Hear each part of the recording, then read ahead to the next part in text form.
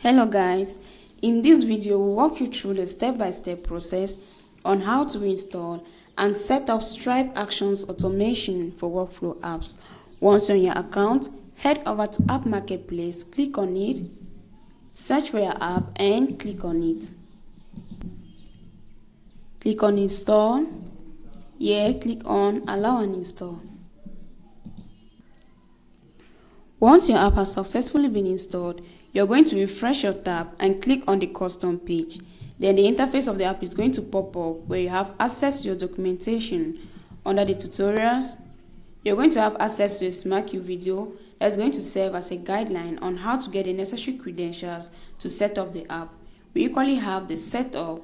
Here we notice that our app haven't yet been connected, but no worries, we're going to walk you through on how to connect and set up the app. First thing, you're going to head over to your account online.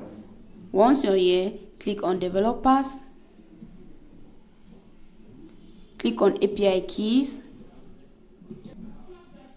and you're going to copy your key. Here we'll be using the secret key, so copy the secret key, head over back to your account, click on Start Setup, and enter your key. Once you're done, click on Complete Setup. There we go. Our app has successfully been connected and set up. We equally have the support center. At the level of the support center, you can create a ticket for our support team or you can book a call with our support team. We have the change log. At the level of the change log, you're going to see the necessary notifications concerning the new updates and the changes of this app. In order for you to receive the notifications, you're going to toggle on the notification button, enter your email, and click on subscribe. And that's it. I hope this tutorial helped you get everything set up. If you need any help, our support team is here for you 24/7. Thanks for watching. Don't forget to subscribe to our channel.